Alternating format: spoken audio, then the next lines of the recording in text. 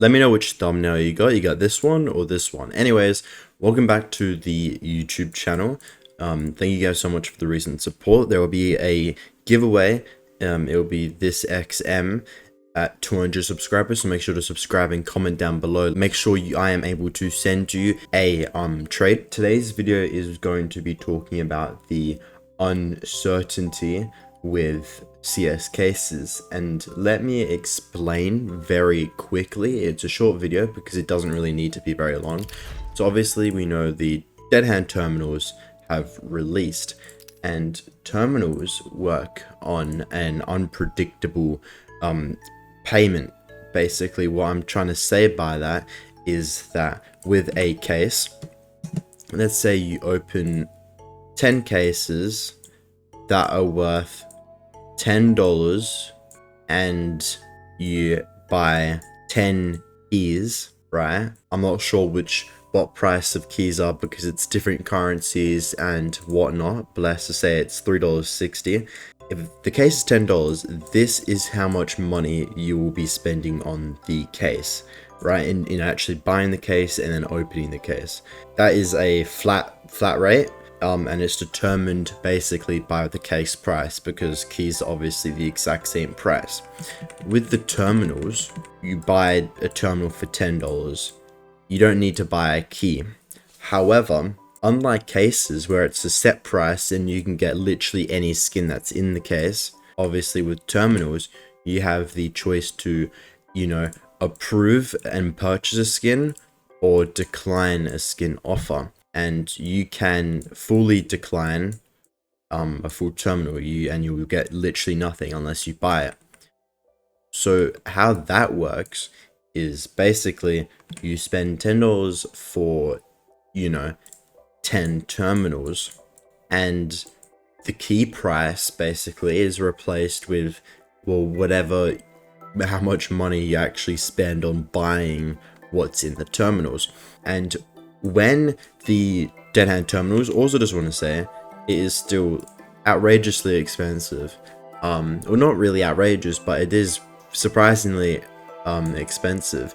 Dip down to, this is Australian currency, $25 to $15, and it bounced back up. It got up to $10, and then it bounced back up to up to $17, $18, which is wild. And I feel like it's going to do the same thing. It's going to be a very slow process, much not like the Genesis terminal, where you see the Genesis terminal just spike all the way down. It basically never got bounced back on price, and lowest was like 38 cents, which is quite wild. And also, I think it goes without saying, why? Because these have no golds and these have some really damn nice gloves. But you need to buy the gloves. And when the price goes down of this case and more people are able to purchase it, because obviously people want the golds, the gold price is probably not going to change very much. If you buy a lot of them and just looking for golds, you will spend a lot of money on the golds. Let's just say, for example, you buy a really nice gold for $1,000. right? How much money did you spend on the terminals would probably be nowhere near as much on how much money you actually spend buying the items from the terminals. If you disagree with me, please let me know, because I want to hear other people's opinions. That's the main reason why I'm actually making this video, because I want to hear your guys' thoughts on this. People on average will open less terminals but spend more, which means people would have less money to spend on cases. So I'm not saying there's going to be less cases opening. I feel like there's going to be more cases being opened than terminals. However, just because of that, it won't mean that more money is getting put onto cases, because it's a set key price and a whatever market price you buy the case for. You will spend more money on average. You can get really lucky and get a gold for $4. You buy a key for $3.60 and you buy a, kilowatt case and you get a kukri knife or whatever. But if you get a knife or gloves in here, you actually have to spend a reasonable amount of money. And that puts a lot more money into the terminals, which means people will probably be spending less on cases.